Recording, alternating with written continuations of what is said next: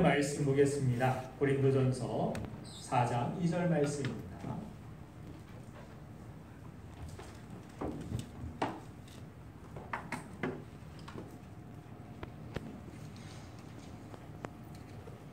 고린도전서 4장 2절 말씀.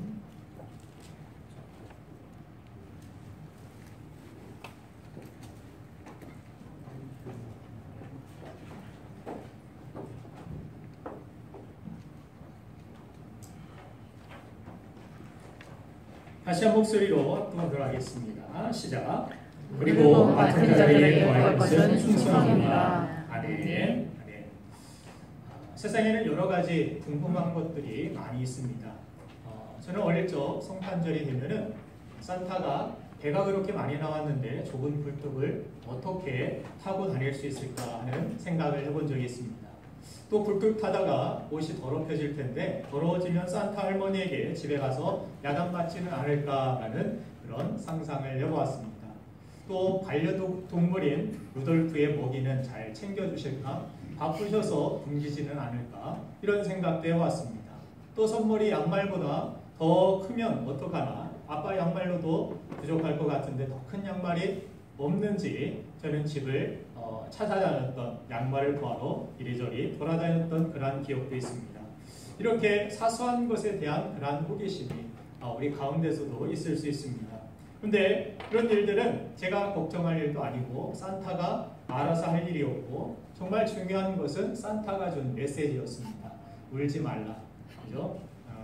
울면 안 돼. 울면 안 돼. 울지 말라는 메시지 붙들고 그 하나만 붙들고 살면 됐는데 이것저것 생각하면서 걱정하면서 산타 걱정을 제가 괜히 했던 그런 적이 있었습니다.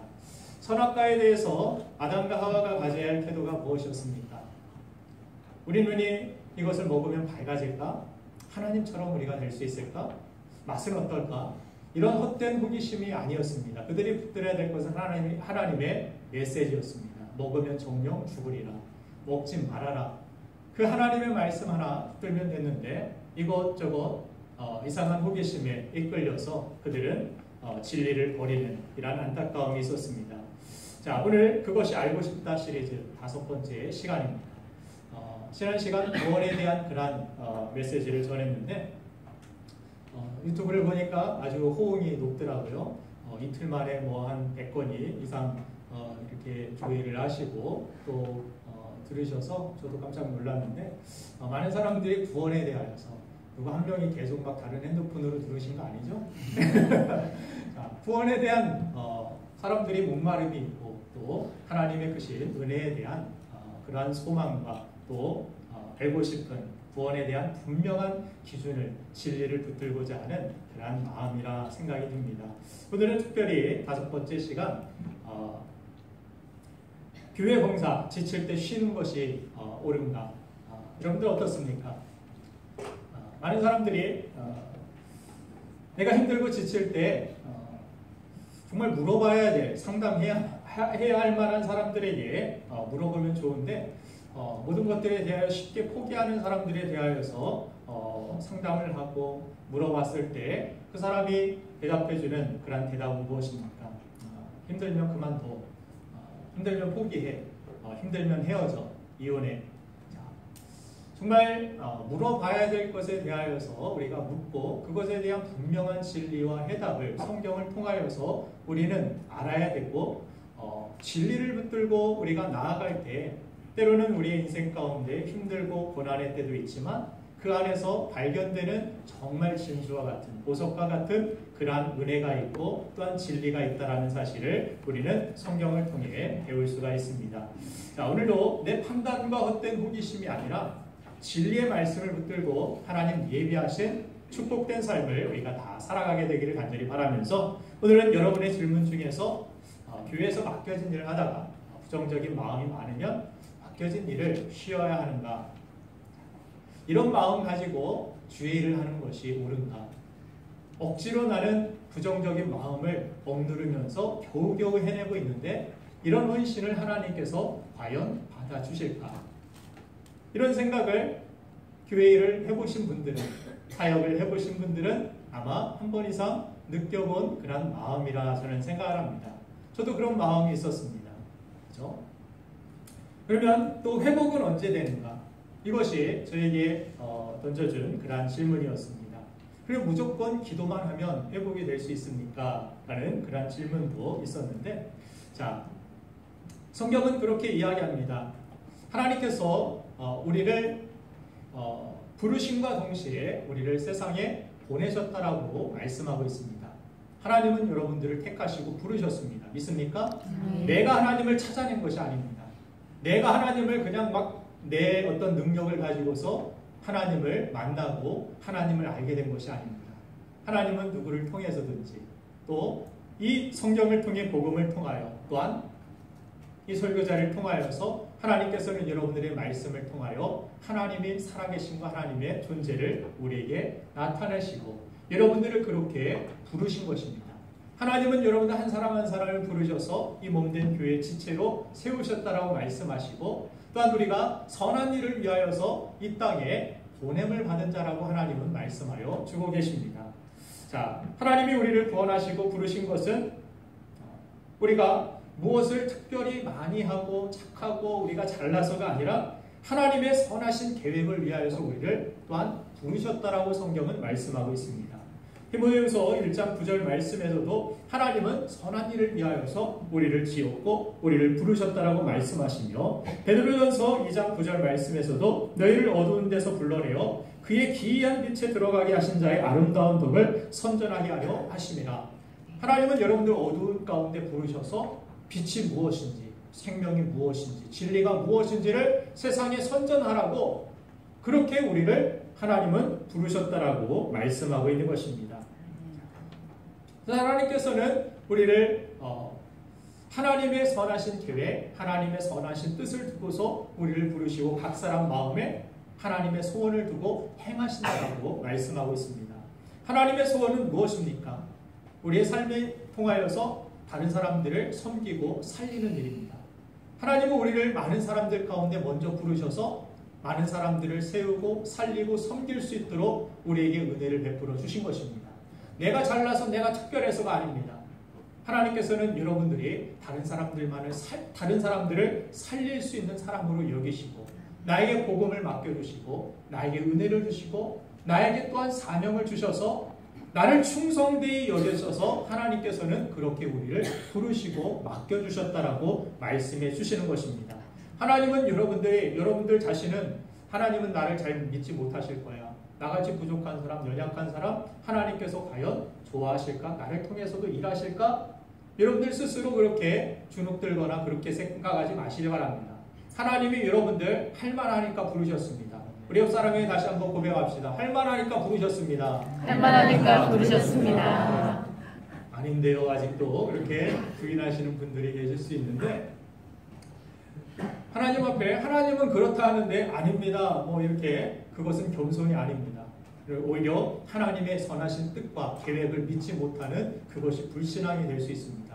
하나님은 여러분들을 할만하니까 부르셨고 하나님께서는 할만하니까 이 교회에서도 어떤 사명들, 어떤 일들을 우리에게 맡겨주시는 것입니다.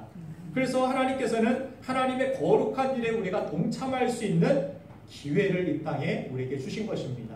우리가 구원받았을 때 그냥 갑자기 데려가시지 아니하시고 이 땅에 아직도 죄악 많은 세상 우리에게 또한 복음을 맡겨주시고 전도의 사명을 주시고 이 교회에서 봉사의 사명을 주신 이유는 무엇입니까?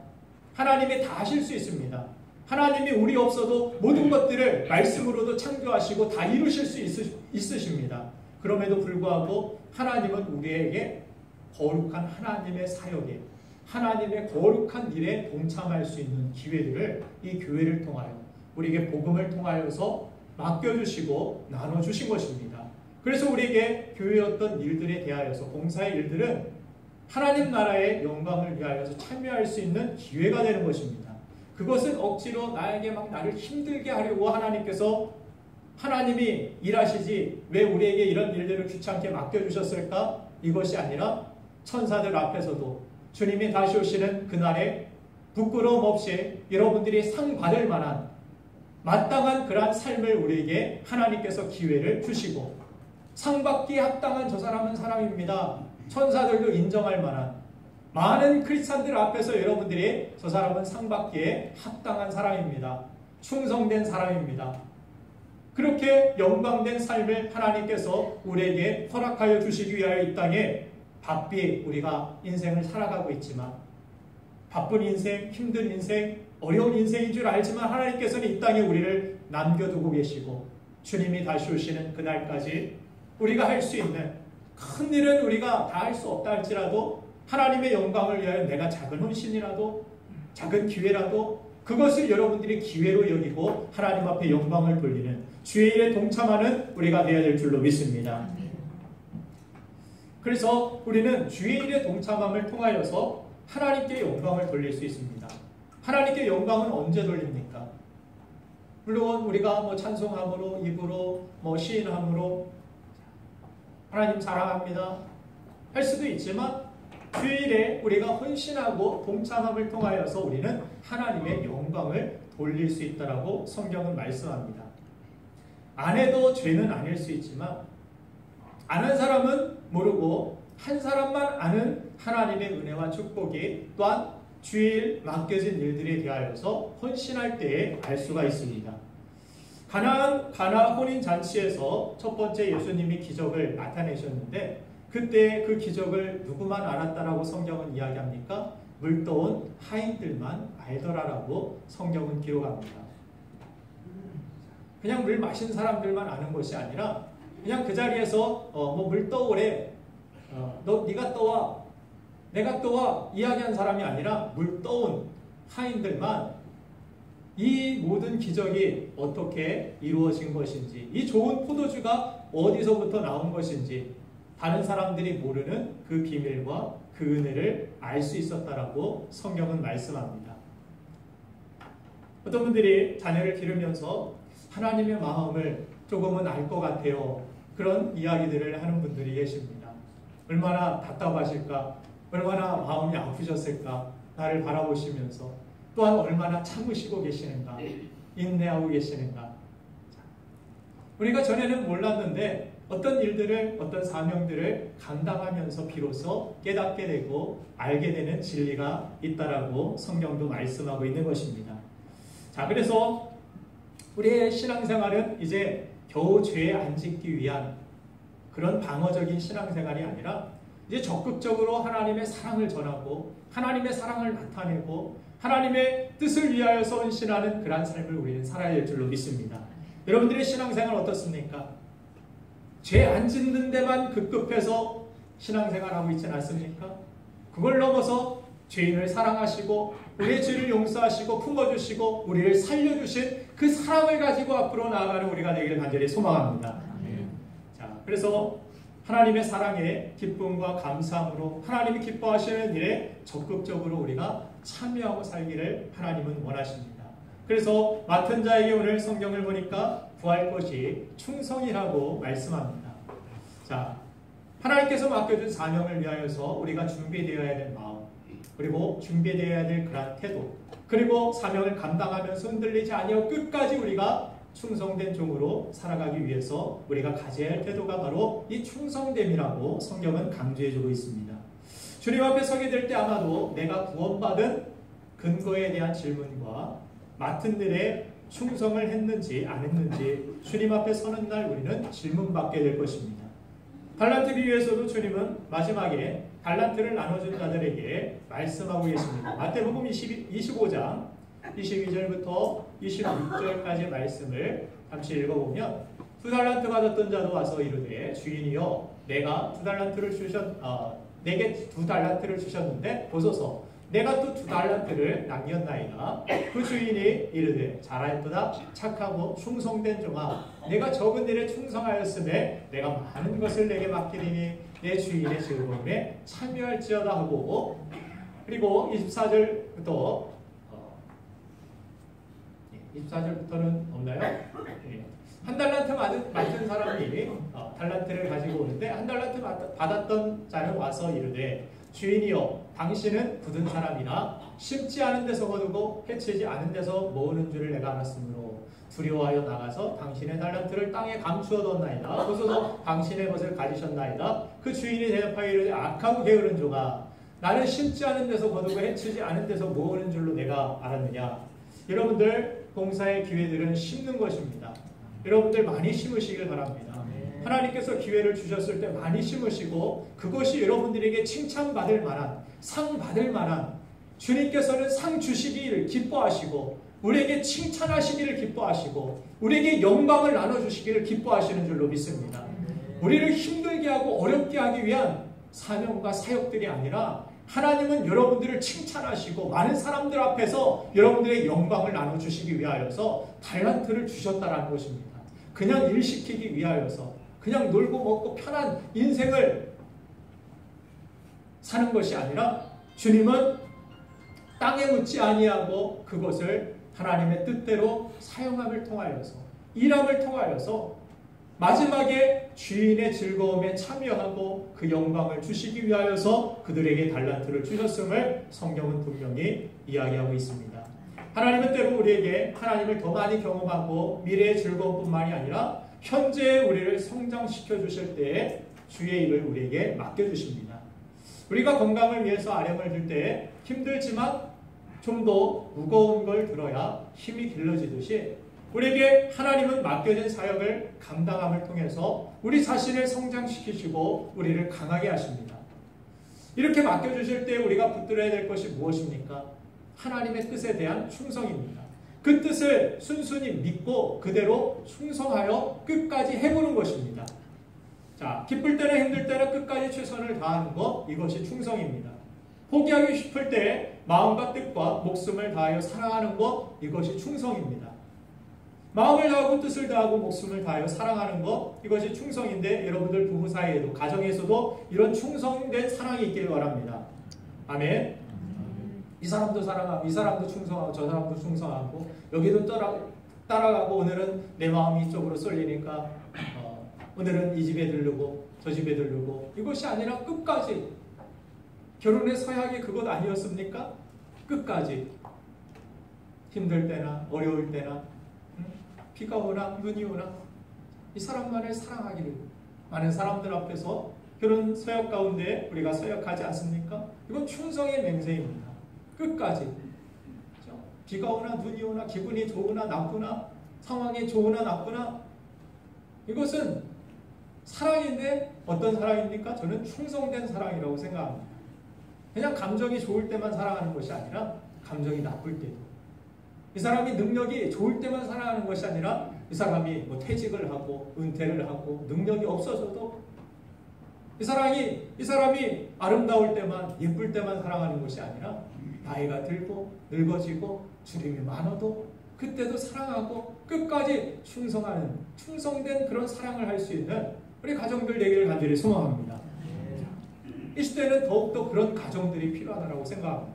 그런 사랑의 모습들이 필요하다고 생각합니다. 그런 사랑의 모습들이 교회를 통하여 여러분들에게 배워지고 또한 하나님 앞에서 그 사랑이 무엇인지 하나님이 나를 어떻게 끝까지 사랑하셨는지 그 사랑을 우리가 배워야 될 줄로 믿습니다. 지금 시대는 쉽게 포기하고 쉽게 뒤로 물러서는 그러한 세대 아닙니까? 3포 세대, 5포 세대 많은 것들이 어렵다라고 생각하고 미리 포기하고 미리 겁을 먹고 미리 두려워하는 그러한 이 시대를 그렇게 이야기합니다. 쉽게 그만두고 쉽게 이혼하고 쉽게 인생을 포기하는 이 시대 지금 같은 시대에 하나님의 마음을 더욱 기쁘시게 하고 그 영혼들을 세우고 살리기 위해서 하나님이 찾으시는 사람은 바로 충성된 사람이라고 저는 믿습니다. 잠언서 25장 13절 말씀을 보면은 이 더위에 하나님께서 누구를 더 찾으실까? 오늘 같이 한번 읽어보겠습니다. 시작. 충성된 사자는 그를 보낸 이에게 마치 추수하는 날에 얼음 냉수 같아서 능히 그 주인의 마음을 시원하게 합니다. 아멘. 얼음은 안 들었지만 그래도 시원합니다. 정말 추수하는 날에 힘들고 무더운 날에 시원한 아를 가지고 왔습니까? 아이스 아메리카노를 마시기도 하고 시원한 것을 많이 이렇게 찾는 모습들을 보는데 하나님께서 무더운 세상 속에서 죄악된 세상 속에서 정말 하나님께서는 추수할 때 맡겨진 모든 일들을 충성되게 감당하는 그 사람들을 바라보면서 시원한 얼음 냉수 한 잔 마신 것 같이 시원함을 느끼시고 하나님의 마음을 우리가 시원케 할 수 있는 그러한 길이 바로 충성된 삶이라고 성경은 이야기하고 있는 것입니다. 오늘 예배하는 우리 모두가 하나님의 마음을 시원하게 해드리는 충성된 사람 되기를 주님의 이름으로 축원드립니다. 그러면 어떻게 우리가 충성된 삶을 살아갈 수 있는가? 자, 첫 번째, 하나님 앞에 분명한 뜻을 세워야 됩니다. 아까도 그런 질문자의 질문과 같이 교회 봉사 지칠 때 쉬는 것이 좋습니까? 물론 때로는 쉬는 것도 필요하다고 생각합니다. 그러나 그것이 길지 않길 원합니다. 자전거를 타다가 우리가 페달을 내려놓으면 다시 밟고 출발하여서 그 속도를 내기 위해서는 정말 처음부터 아니 이전보다 더 많은 힘들이 들어가고 필요한 것들을 보게 됩니다. 우리가 어떤 일들에 대하여서 중단하고 다시 시작한다는 것은 더 큰 두려움과 더 큰 어려움과 힘듦이 있습니다. 그래서 할 수만 있으면 계속하는 것이 중요하고 끝까지 가는 것이 필요하다고 생각합니다. 그런데 때때로 힘들고 어려운 가운데서 쉴 때도 필요하기 때문에 우리 교회 같은 그러한 사이즈에서는 지금 한 사람이 두 사역과 일들을 감당하는 그 이상의 일들을 감당하시는 그러한 분들도 계시리라 생각이 듭니다. 우리 앞으로 우리 교회가 더 부흥하고 성장하게 되면은 제가 예전에도 말씀드렸죠. 한 사람이 1인이 일 사역만 감당하고 그것들에 집중할 수 있는 그런 모습들이 있으면 좋겠다라고 말씀드렸습니다. 하지만 이런 상황, 이런 환경에서는 여러분들이 또 주일, 세일을 맡겨주실 때에는 그 사람을 하나님께서 더 집중하여 성장시키시고 앞으로 있을 모든 일들, 더 큰 일들을 하나님 앞에 아름답게 충성스럽게 감당시키기 위한 성장의 기회이고 또한 하나님께서는 그렇게 우리를 양육하여 주신다라고 믿으시길 바랍니다. 자, 그래서 이런 어려운 일들, 힘든 일들을 우리에게 때때로 주시는데 우리가 맡은 일을 하다가 많은 사람들이 흔들리는 이유는 무엇입니까? 목적이 흔들렸기 때문입니다. 환경 때문이 아닙니다. 분명한 뜻이 있으면 어떤 환경이 주어졌다 할지라도 흔들림이 없습니다. 성경에 위대한 어떤 인물들의 모습들을 바라보면 어떻습니까? 환경이 다 좋아서 그들이 뭔가 갖춰지고 뭔가 사람들이 막 도와주고 때리는 사람도 없고 복음에 대하여서 다 순수히 받아들여주고 그래서 하나님께 영광을 돌렸다? 그렇지 않습니다. 거의 대부분의 사람들은 감옥에 들어가고 매질을 당하고 광야로 쫓겨나고 정말 어려운 그러한 힘든 상황들 속에서 무엇을 합니까? 다 포기하고 있을 때 다윗이 골리앗 앞에 만군의 여호와의 이름을 가지고 내가 나아간다라고 선포하고 골리앗을 멋지게 물리치고 승리하여 하나님께 영광을 돌립니다. 그가 환경이 좋아서 무기가 좋아서 나이가 많아서 힘이 세서 아닙니다. 그에게는 뜻이 있었습니다. 무엇이? 이스라엘 백성들 다 포기하고 우리는 패배자야. 우리는 안 돼. 골리앗 앞에 나갔다가 다 죽을 거야. 이런 생각을 했을 때 다윗은 그 환경을 초월하는 하나님 앞에 뜻이 있었다라는 사실입니다. 무슨 뜻입니까? 내 목숨보다 하나님의 이름이 높임을 받길 원하는 뜻. 하나님의 영광이, 하나님의 뜻이 이루어지길 원하는 뜻. 우리 믿는 사람들에게도 이런 거룩한 뜻, 숭고한 뜻이, 이런 큰 뜻이 우리에게 있어야 될 줄로 믿습니다. 만약 골리앗 앞에서 다른 이스라엘 백성들처럼 다윗이 내 감정이나 내 환경이나 내가 처한 상황, 내 계산이나 내 나이나 내 이익이나 내 목숨이 내 인생의 가장 우선적인 목적이 되었다라면 이스라엘 백성들 틈에서 다윗도 아마 도시락 하나 들고서 앉아 있었을 것입니다. 그럼 물맷돌 들고서 그가 용감하게 골리앗을 이길 수 있었던 것은 그에게 다른 사람들이 없는 뜻이 세워져 있기 때문이었다는 사실입니다. 다니엘과 세 친구도 하나님 앞에 뜻을 세웠다라고 성경은 강조합니다. 그들이 뜻을 세우고 우상 앞에 절하지 아니하기로, 우상의 제물을 먹지 아니하기로 뜻을 세우고 나아갑니다.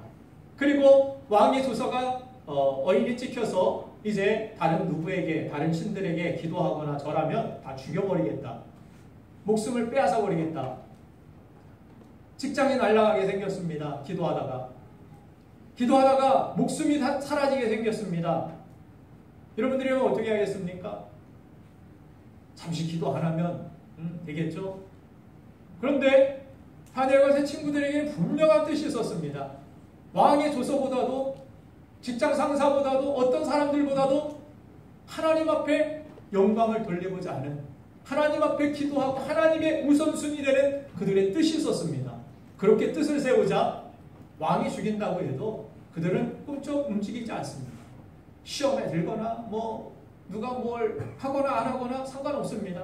하나님 앞에서 나의 믿음의 갈 길을 꿋꿋이 걸어 나갑니다. 그러자 하나님은 오히려 그런 상황 속에서 하나님의 살아계심을 나타내시고 불문불 가운데서 타지 않게 하시고 사자굴에서도 죽지 않게 하시고 사자 입을 봉하시고 오히려 그들을 모략하고 공격하였던 주변의 모든 사람들, 못된 사람들을 하루아침에 다 쓸어버리시는 하나님의 역사를 보여줍니다. 이 땅에서 우리의 인생의 가장 큰 영광은 무엇입니까? 하나님의 의대대로 하나님의 뜻대로 쓰임받는 것입니다. 하나님은 여러분들을 위한 선하신 뜻이 있습니다. 하나님의 살아계신 하나님의 영광을 세상에 드러내고자 하는 뜻이 계십니다. 그것은 다른 사람들을 섬김을 통하여서 이 교회에서 여러분들이 봉사를 통하여서 하나님의 뜻을 나타내기를 기뻐하시고 원하신다는 사실입니다. 모자를 만든 사람의 의도는 무엇입니까? 모자를 덮고 자는 것이 아닙니다. 이불이 아닙니다. 모자는 머리에 태양을 가리고 쓰는 것이 모자를 만든 사람의 의도입니다. 모자가 그렇게 머리에 있을 때 모자는 모자로서의 그런 영광인 것입니다. 마이크는 무엇입니까? 마이크는 등이 가려울 때 효자손으로 대신 쓰는 것이 아닙니다. 마이크로 조는 사람 때리는 용도도 아닙니다. 그죠? 마이크는 이렇게 여러분들이 작게 말해도 크게 들을 수 있도록 도와주는 그런 역할. 마이크로스의 역할을 감당할 때 이것은 그 만든 사람의 의도대로 쓰임받았기 때문에 가치가 있는 것이고 쓰임받는 그 의도대로 잘 쓰임을 받을 때 영광스러운 것입니다. 그냥 창고에 묻어둘 때 장식품으로 제 방에 테이블에 올려놓을 때 이것이 영광스러운 것이 아닙니다. 달아 없어진다 할지라도 끝까지 수명이 다할 때까지 복음을 전하는데 잘 전달해주고 그렇게 쓰임받았다라면 그렇게 쓰인 여러분들 물건들이나 이런 것들이 소중해서 잘 버리지 못하는 그런 물건들, 아까운 물건들이 있을 거예요. 이 신발이 나를 얼마나 내 발을 보호해주고 내가 가는 길 함께 동행해주고 내 발을 지켜주고 그래서 오래된 신발 저는 잘 버리지 못해서 제 집사람이 이렇게 밖에다 두면은 다시 가지고 와가지고 신발장에 넣어두고 몇 번을 막 그랬던 적이 있습니다. 가족 같아요. 막.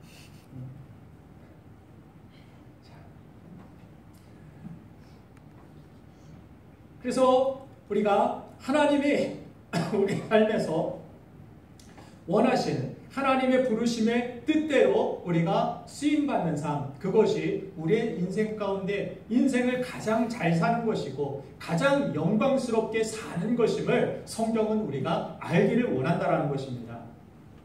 그래서 우리의 이 땅에서 우리의 인생에 가장 큰 영광과 죄송합니다. 하나님의 영광을 드러내는 길은 하나님의 의도대로 살아가는 것임을 알아야 되는데 그래서 믿음이라는 것은 무엇입니까? 믿음. 주여 주여 이러면 믿음입니까? 믿음은 무엇입니까? 믿음이라는 것은 내 중심에서 하나님 중심으로 옮겨지는 것이 믿음입니다.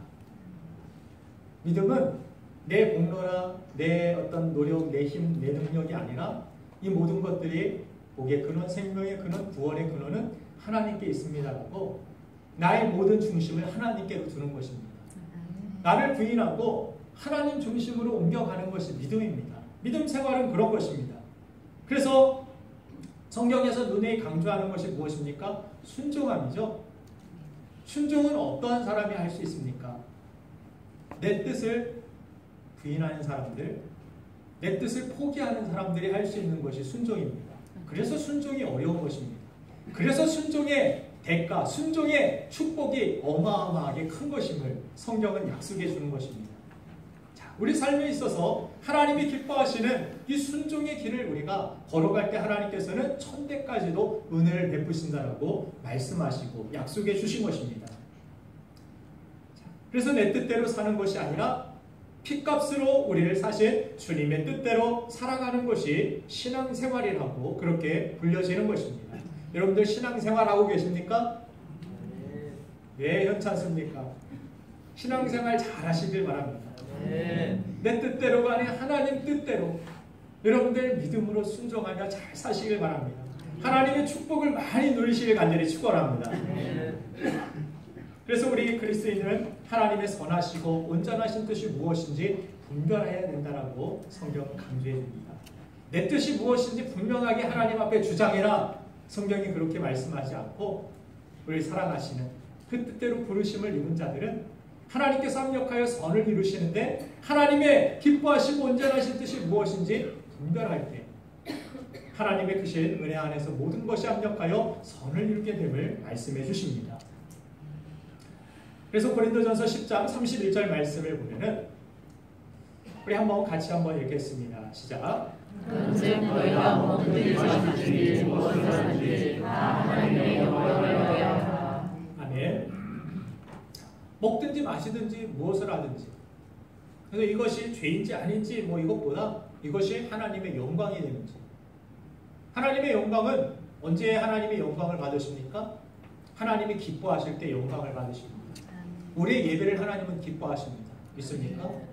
우리 헌신을 하나님은 기뻐하십니다. 우리 찬양을 기뻐하십니다. 하나님을 기쁘시게 하는 것이 영광을 돌리는 것입니다. 하나님을 기뻐할 때, 하나님을 신뢰할 때 우리의 믿음을 하나님은 기뻐하십니다. 제가 어렸을 때 제 자녀들에게 부모의 신뢰의 훈련을 시키고자 그랬던 적이 있었는데 침대 끝에다가 아이들을 세워놓고 뛰어내려 아빠가 잡아줄게 점프했을 때 아이들이 처음에는 달달달 떨고 아빠를 믿지 못합니다. 아빠가 놓치면 어떡하지, 여기 넘어지면 어떡하지, 바닥에다가 코를 깨트릴까봐 처음에는 덜덜 떨다가 나중에 조금 더 앞으로 가가지고 가까이서 이 정도면 괜찮지, 뛰어내려 그 수준에 맞게 그 수준에 순종할 수 있게 뛰어내리라고 이야기합니다. 그래서 뛰어내리고 나중에는 한 2m 뒤에 멀찌감치 써가지고 점점 한 걸음 뒤로 두 걸음 떨어져서 뛰어내려 하는데 아이가 나중에 부모를 완전히 아빠를 신뢰하고 만세하고 팔짝 뛰어내리는데 그 잠깐의 그 순간입니다. 1초. 그 순간에 저를 신뢰하며 아무 걱정 근심 없이 아버지 품으로 뛰어드는 그 아이의 모습 가운데 저는 기쁨이었고 그것이 영광이었습니다. 아버지를 아버지로서 신뢰하고 믿고 그 품으로 뛰어드는 그 아이의 모습, 이것이 저에게는 기쁨이고 아버지로서의 영광이 되었습니다. 하나님을 우리가 신뢰하고 하나님을 순종할 때 하나님은 그것이 기쁨이 되고 하나님께 우리는 영광을 돌립니다. 하나님의 영광을 돌리게 될 때 하나님은 우리를 영광에서 영광으로 이끄시고 인도하십니다. 자, 하나님은 그래서 우리가 때로 광야의 환경을 통해서 환경을 뛰어넘는 믿음을 요구하실 때가 있습니다. 이 광야에서 뛰어봐. 어떤 찬양 가사처럼 눈 감고도 뛰겠네. 눈 감고도 뛰겠습니다. 하나님 말씀하시면 하나님 오라 하시면 눈 감고도 뛰겠습니다. 보이지 않아도 들리지 않아도 앞이 캄캄한데 내가 믿음으로 뛰겠습니다. 그 뛸 때 그 찰나의 순간 그 신뢰하는 그 믿음, 그것을 보시고 하나님은 영광을 받으십니다.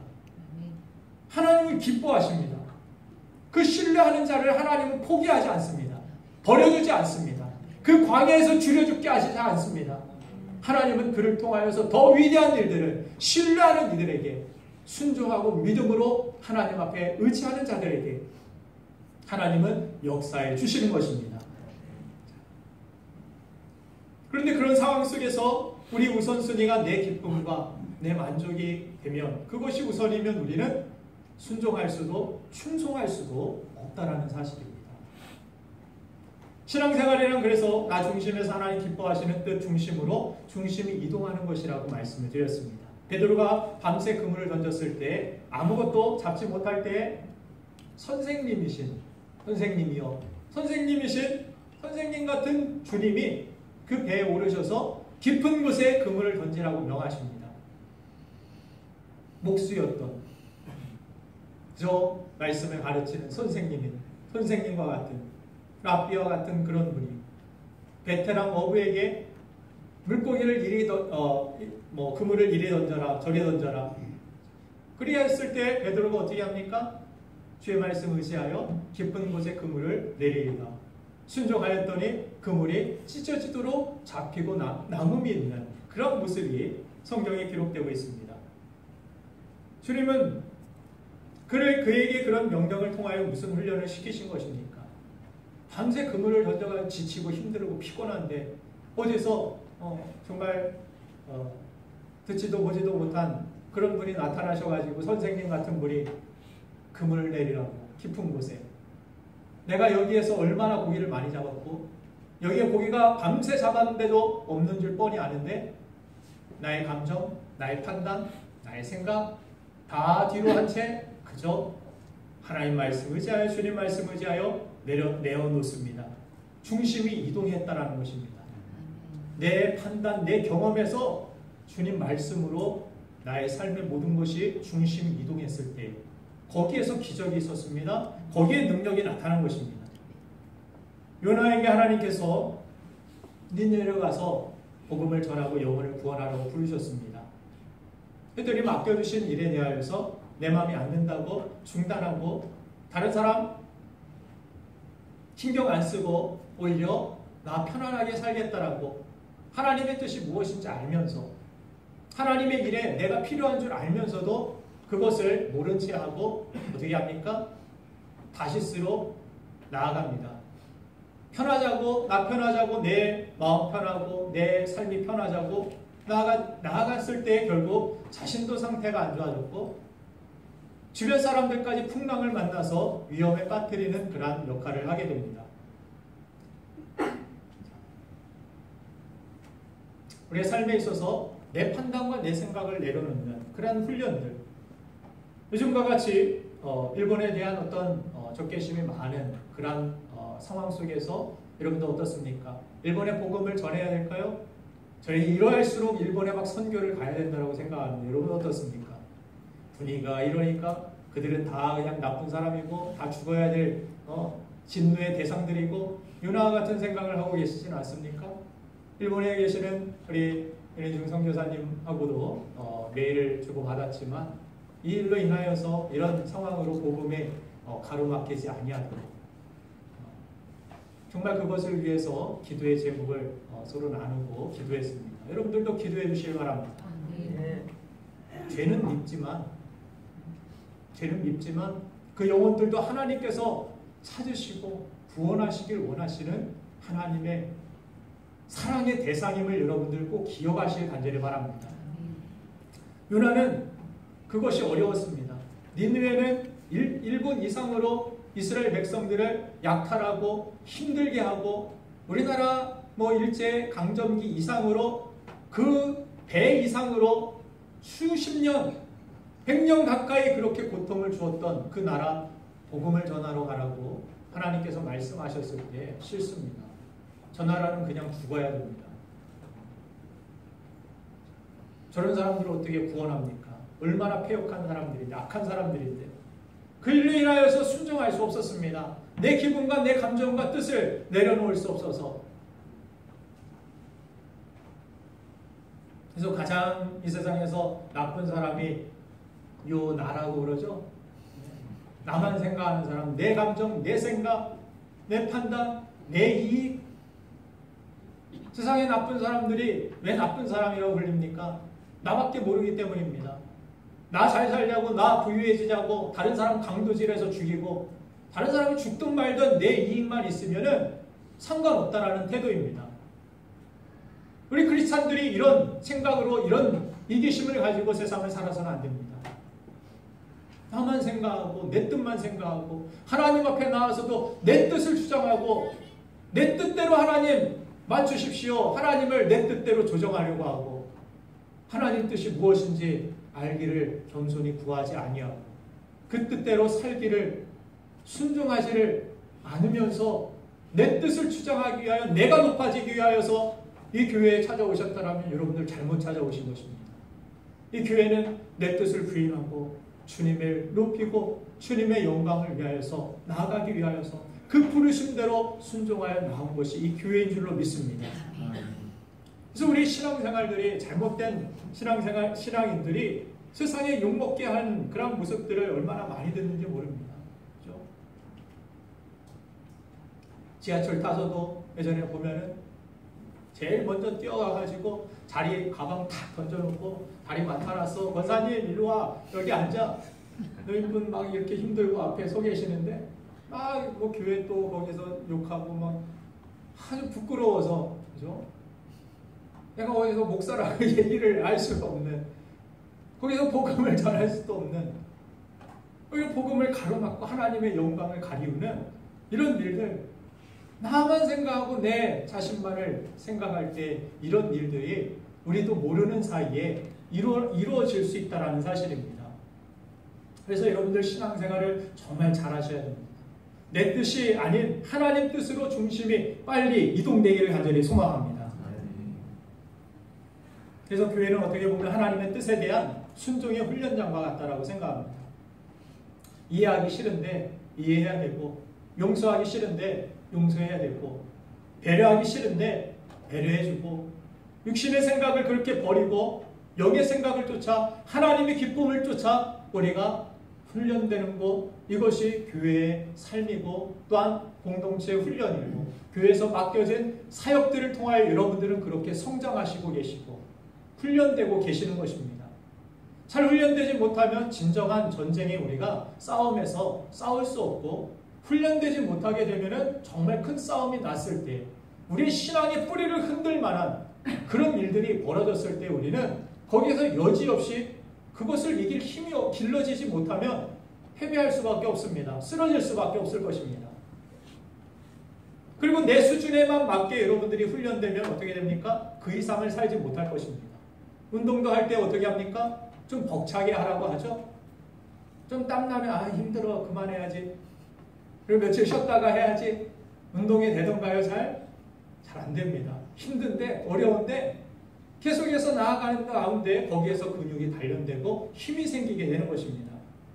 영의 생각을 쫓는 것도 그렇습니다. 육신은 피곤한데 힘든데 오늘 교회 가기 싫고 내가 교회에서 맡겨진 일 귀찮은데 내가 원하는 길로 가고 싶은데 그 일들을 여러분들이 해냄을 통하여서 충성을 배우는 것이고 그 일들을 해냄으로 인하여서 하나님의 영광된 그러한 나라의 그 거룩한 일들에 참여함을 통하여 여러분들은 성장하고 계시고 또한 훈련되고 계시고 하나님 앞에 영광을 돌리는 우리가 될 줄로 믿습니다. 그렇다고 평생 죽을 때까지 이 일만을 해야 됩니까? 뭐 하나님께서 그 일들을 바꿔주실 때도 있고 쉬게 하실 때도 있다라고 생각합니다. 그렇지만 아까도 말씀드렸듯이 오래 쉬지 않길 원합니다. 내가 해야 할 일들, 몸된 교회로 부르신 내가 할 수 있는 일들에 대하여서 여러분들은 고민하셔야 되고 기도하셔야 되고 하나님 감당할 수 있는 힘과 능력을 달라라고 하나님 앞에 우리는 강구해야 될 줄로 믿습니다. 자, 우리가 전도를 못하는 이유도 이와 같습니다. 충성됨이 부족하기 때문입니다. 전도에 미련한 것으로 영혼을 구원하시길 기뻐하셨다고 성경은 말씀합니다. 전도 미련해 보입니다. 이렇게 이야기한다고 예수 믿을까? 예수님 이름 전한다고 해서 예수 믿을까? 선교사들이 아까 홍대와 양아진 선교사들의 그러한 고백들 이런 내용들을 삶의 내용들을 우리가 고백했는데 그들이 이 땅에 왔을 때 이렇게 어눌한 말로 외국말도 아니고 한국말도 아니고 예수 믿으세요 이 정도? 처음 왔을 때 그냥 서양 귀신이라고 다 목 잘라가지고 니네 또 찾아오면은 이와 같이 죽여버린다라고 부둣가에 목을 다 매달아 놓고 경고했을 때 이런 상황을 뚫고도 나는 죽으면 죽으리라 하고 예수의 이름 하나 가지고서 복음 들고서 이 땅에 찾아왔습니다. 그 복음 때문에 우리가 지금 살아있는 것입니다. 하나님의 백성이 된 것입니다. 전도에 정말 미련해 보이는 것 그것을 통하여 하나님은 우리 영혼들을 살리셨고 구원하신 것입니다. 전도할 때 그런데 우리가 전도가 머뭇거려지고 잘 되지 않는 이유는 무엇입니까? 내 기분 전도했다가 상할까 봐. 내 판단에는 저 사람은 정말 전도해도 변화 안 될 사람으로 우리가 스스로 내가 판단해버리기 때문에 모든 것들이 내 판단, 내 기분, 그러니 전도가 안 되는 것입니다. 이것이 하나님 뜻, 전도는 하나님 뜻입니다. 미련해 보이지만 안 될 것 같지만 하나님 뜻입니다. 그 뜻대로 나아가는 것이 순종이고 그 뜻대로 살아갈 때 하나님이 역사하실 것입니다. 교회를 꼭 다녀야 됩니까? 전에도 말씀드렸죠? 교회 꼭 다녀야만 됩니까? 이 교회를 향한 하나님의 뜻이 그렇습니다. 여러분들 교회 지체로 그렇게 부르셨습니다. 교회 몸으로서 여러분들을 하나님께서는 불러 모으셨다라는 것입니다. 복음의 사역들을 감당하라고, 하나님을 잘 섬기고 영광을 돌리라고. 그러면 내 뜻에는 교회는 별것 아닌 것 같은데요. 교회 꼭 다녀야 되나요? 이것이 아니라 하나님의 뜻을 가지고 우리는 나아가는 것입니다.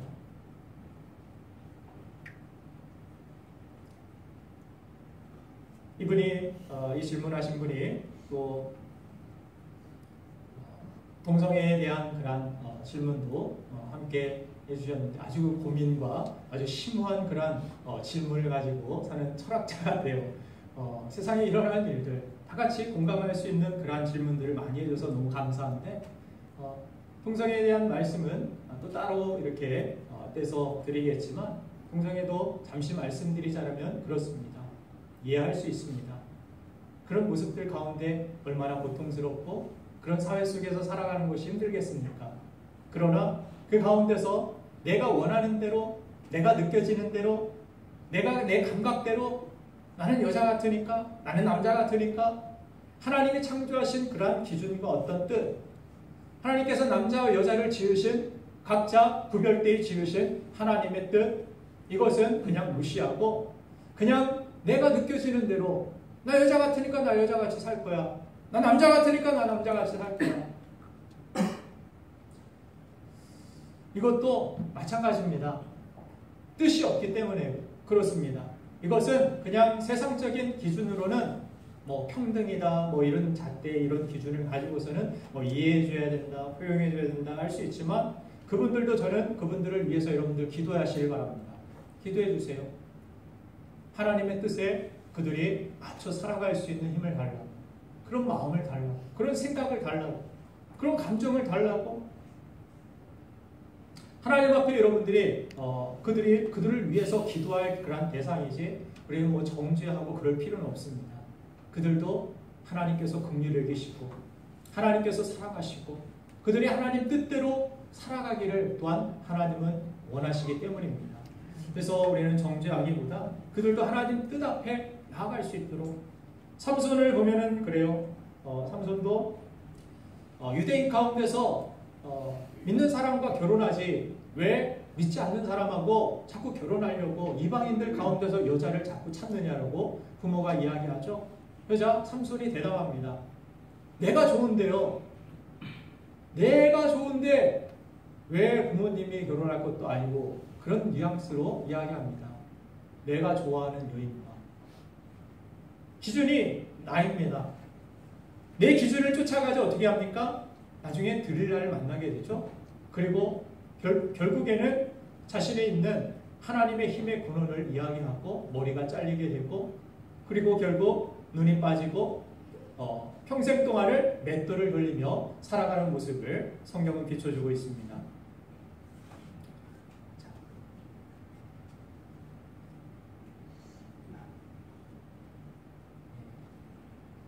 말씀을 빨리 맞추라고 배터리가 나가버렸어요. 그래서 제가 원고 보지 않고 얼마나 길어질지 모르겠지만 원고 보지 않으면 얼마나 길어질지 아시죠? 1시간 앞으로 준비하시고 마음을 가다듬으시고. 자, 그래서 하나님의 뜻 앞에 우리가 순종하고 나아가는 것, 내 감정, 내 생각, 그것을 뛰어넘는 어떤 훈련들이 우리의 사역 가운데, 우리의 봉사 가운데 이루어지고 있다는 사실을 여러분들 아시고, 힘들고 어렵지만 지칠 때도 있지만 끝까지 하나님께서는 충성된 사람을 찾으시고 그 충성된 사람들에게 더 많은 것들을 맡기시고 더 많은 것들을 누리게 하시는 하나님의 선하신 뜻 가운데서는 우리가 되기를 간절히 바랍니다. 그래서 이 시간에도 내 뜻이 아닌 하나님의 뜻이 여러분들의 삶 가운데 기준이 되어 중심이 되어 하나님께 영광을 돌리기를 원합니다. 두 번째로 우리가 하나님 앞에 끝까지 충성된 사람이 되기 위해서는 하나님의 사랑을 회복해야 됩니다. 자, 사랑하면 쉽습니다라는 이야기를 저는 많이 합니다. 사랑하면 쉽습니다. 근데 사랑하지 않으면 어렵습니다. 환경이 문제가 아닙니다. 비가 똑같이 내리는 그러한 상황 가운데서도 송중기 씨 요즘은 좀 품절남이라 좀 인기가 떨어졌지만 그래요. 여러분들이 비가 내리는 그러한 똑같은 길을 걷고 있을 때 쓸쓸히 외롭게 그 빗길을 걷고 있는데 송중기 씨가 우산을 하나 들고 와가지고 어깨 동무해주고 같이 우산을 쓰고 걸어가자고 이야기하고 그 걸어가는 길 끝에서 나를 사랑한다라고 고백한다면 어떻겠습니까? 우리 영승자매 이게 웬 은혜입니까? 웬 이런 선물입니까? 그럴 수 있지 않겠습니까? 우리 영승자매는 더 눈이 높아서 그렇지 않을 수도 있겠지만 자, 그래요. 비가 오는 것이 문제가 아니라 비가 온 그 상황들을 오히려 그 사람 이 영생자매는 그렇게 추억할 것입니다. 그렇게 간증할 거예요.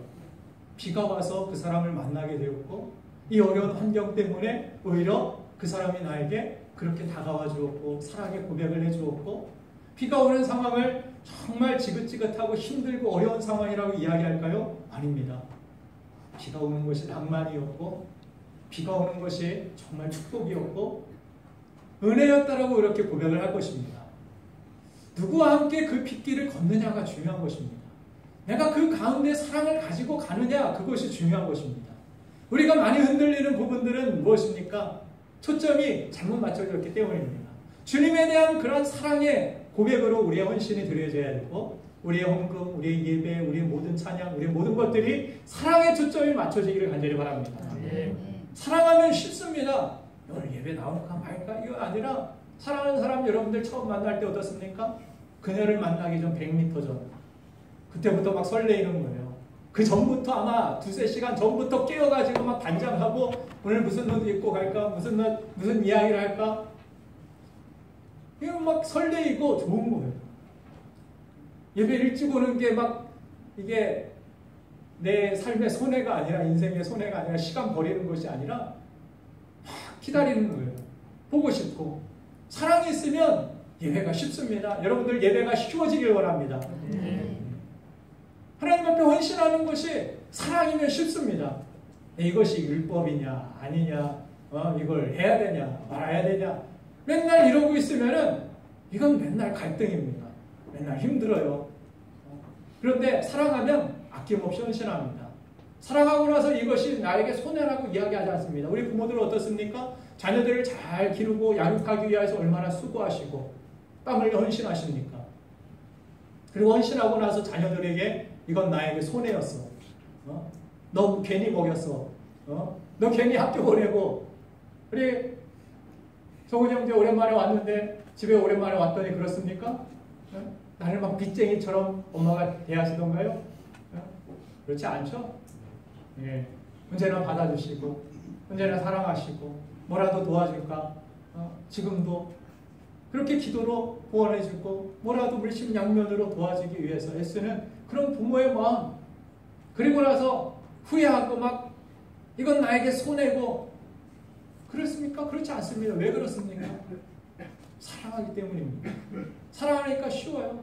우리 안에서 진정한 헌신, 진정한 충성됨은 사랑이 있을 때 가능한 것입니다. 마르다와 마리아의 이야기를 여러분들이 잘 아실 것입니다. 마르다가 주님을 집으로 초대해서 식사 대접을 하기를 원합니다. 열심히 준비했습니다. 그런데 마리아가 처음에는 주님을 사랑하는 마음으로 시작했는데 점차 가다가 일하다가 보니까 도와주지 않는 사람에게 초점을 맞춥니다. 마리아 뭐하고 있어? 동생 주제에 거기 가가지고 일도 안 하고 나를 도와주지도 않고 혼자 그렇게 말씀 듣고 주님 앞에서 알랑방구 끼고 있고 얄밉습니다. 주님 혼내주세요. 제 좀. 주님의 마음에 막 껄끄럽습니다. 식사하러 왔다가 누굴 혼내야 되나 말아야 되나 자매끼리 싸우고 있고 밥이 넘어가겠습니까? 거기서 빨리 막 아마 그 집에서 탈출하고 싶으셨을 거예요. 왜 그렇습니까?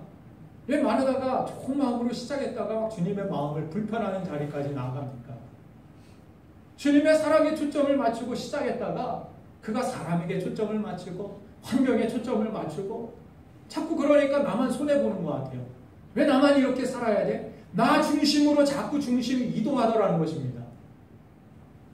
사랑은 나에게 있는 것이 아니라 다른 사람에게 중심이 이동하게 만드는 것입니다. 하나님이 우리를 사랑하셔서 어떻게 하십니까?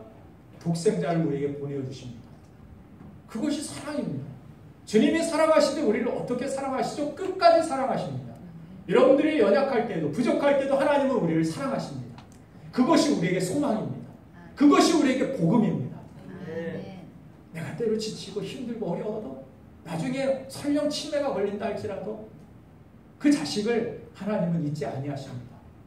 그 자식이 연약하다고 질병에 걸렸다고 버리지 않습니다. 치매 걸리면 구원 받을까요? 못 받을까요? 꼭 받습니다. 그 사람이 걸리기 전에 믿었다라면. 그리고 그 사람이 처음부터 그렇게 하나님을 믿지 못할 상황이고 그런 상황이라면 그 구원과 그 믿음의 판단, 그것은 하나님께 있기 때문에 여러분들이 판단할 것은 아닙니다. 그 사람이 뭐 어떻게 그 사람 지옥 갔을 거야. 이런 얘기 할 필요도 없습니다. 여러분들이 잘 믿으세요. 잘 믿으시고 내 중심에 하나님께 두고 특별히 하나님 앞에 그 사랑을 가지고 나아갈 수 있는 충성된 우리가 되기를 주님의 이름으로 축원드립니다. 자, 그래서 나의 기쁨을 위하여서 내가 받기만을 원하는 그러한 사랑이 아니라 주님 앞에 진정한 사랑의 고백을 드리고 진정한 사랑의 헌신을 우리가 드릴 때 하나님 앞에 그것이 기쁨이 되고 영광이 된다는 사실 우리가 깨닫고 특별히 여러분들 사역을 하다가 그만둘까 말까 또 사역을 하다가 중단하신 그런 분들이 계신다라면 힘을 내서 다시 한번 일어나는 그러한 기회가 있기를 간절히 바랍니다. 하나님의 말씀을 듣고 여러분들이 새 힘을 얻으시고 그 영광된 일들에 대하여서 동참할 수 있는 기회를 찾으시고 또한 기도하시고 그런 담대함을 달라고 또한 하나님 앞에 영광을 돌릴 수 있는 기회를 놓치지 않기를 여러분들 기도하시고 사람이 걸음마를 배우기 위해서는 2000번 이상을 넘어져야 걸음마를 배운다라고 이야기를 합니다. 사람들이 걷기 위해서는 한 발짝 걸음마 떼었을 때 여러분들 아이가 걷기 시작했을 때 기쁨을 여러분들 아십니까? 제 큰딸은 겁이 많아가지고 오래 걷질 않았어요. 그래서 좀 걱정되는 생각도 들더라고요. 15개월도 지났는데 2살 다 돼가는데 걸을 생각을 안 합니다. 그냥 기고 굴르고 다니고 그랬을 때 부모의 마음이 걷지 못했을 때 좀 두려움도 있고 불안함도 있습니다. 근데 넘어지는 것을 언제부터 배우고 넘어졌을 때 그렇게 크게 다치지 않고 넘어졌을 때 또 걸을 수 있구나 하는 생각으로 걸음마를 혼자 스스로 하게 되었을 그때 얼마나 기쁨이 있고 부모가 얼마나 감사했는지 감격이 있었는지 2000번을 넘어져야 그렇게 걸음마를 한 걸음 뗄 수 있다라고 배운다라고 이야기하는데 여러분들 2000번 사역에 실패해 보신 적 있습니까? 2000번 이상? 1000번을 흔들려야 사랑을 배우고 사람으로서의 그러한 삶을 살 수 있다고 이야기하는데 자, 우리의 삶에 있어서 그렇게 흔들리고 어려울수록 우리는 한 걸음 더 나아갈 수 있는 길을 그런 능력을 갖추게 되고 배우게 될 줄로 믿습니다. 하나님은 여러분들이 앞으로 나아가기 위하여서 때로 우리의 인생 가운데 원치 아니하는 불안과 어려움과 어떤 사역에 대한 어려움들을 여러분들 겪게 하셨을 것입니다. 여러분들 그 안에서 포기하지 마시고 걸음마를 포기하지 마시고 다시 일어나서 걸어나가는 우리가 되기를 간절히 소망합니다. 하나님 앞에 상처가 있고 아픔이 있어도 정말 주님의 부르심을 가지고 주님의 뜻을 가지고 앞으로 더 걸어갈 수 있는 더 한 걸음 내디딜 수 있는 우리 주님의 백성 되기를 주님의 이름으로 축원드립니다. 이 시간 우리 함께 기도하겠습니다. 하나님, 이 시간 하나님 앞에